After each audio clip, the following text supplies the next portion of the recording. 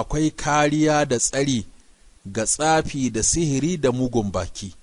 Mutuƙar mutum yana yin abubuwan nan da muka lissafa guda 7, to insha Allahu tsafin wani ko sihirin wani ko bakin wani ba zai kama shi ba. Na ɗaya, karanta la ilaha illallah wahdahu la sharika lah, lahul mulku wa lahul hamdu wa huwa ala kulli shay'in qadir, ƙafa 100 kullum bayan sallar asuba.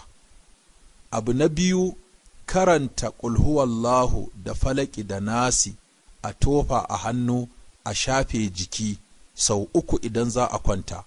Ma'ana mutum ya haɗa hannayensa ya karanta qul huwallahu da falaki da nasi ya tofa a hannun ya shashafe jikinsa, ya kuma karantawa ya shafe jikinsa, ya kuma yi wato qul huwallahu 3 falaki 3 nasu 3 ya zamo 9 kenan, sai mutum ya shafe jikinsa. To mutum yana wannan shine abu na biyu.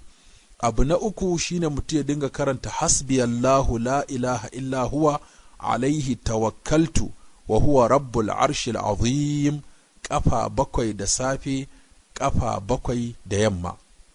Abu na 4 ya dinga karanta bismillahi allazi la yadurru ma ismi shay'un fil ardi wala fis sama huwa as-sami'ul alim, ƙafa 3 shi ma da safe, ƙafa 3 da yamma. Abu na 5 ya dinga cin dabino guda 7 kullun da safe. Dabino irin ajuwa ɗin nan na Madina ya dinga cin guda 7 da safe. To shi ma in mutum yana cin wannan, wato da tsafi da sihiri da baki, kamar yadda ya tabbata a hadisin manzon Allah sallallahu alaihi wasallama, ba za su dinga kama shi ba. Sannan kuma da yamma ya dinga karanta a'udhu bi kalimatillahi tammati min sharri ma khalaqa, ya dinga karanta wannan ƙafa 3 da yamma. To shi ma yana yin wannan, wato tsafi da sihiri da bakin wani ba zai kama shi ba.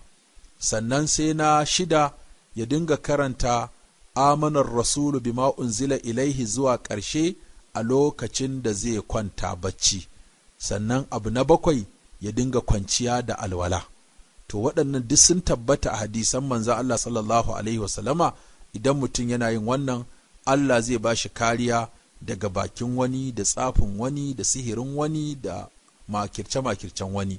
Kuma dai an san babban magani ikhlasi da yin ibada akan lokaci da zikiri da kuma kyakkyawan niyyar kai baka so ka cutar da wani.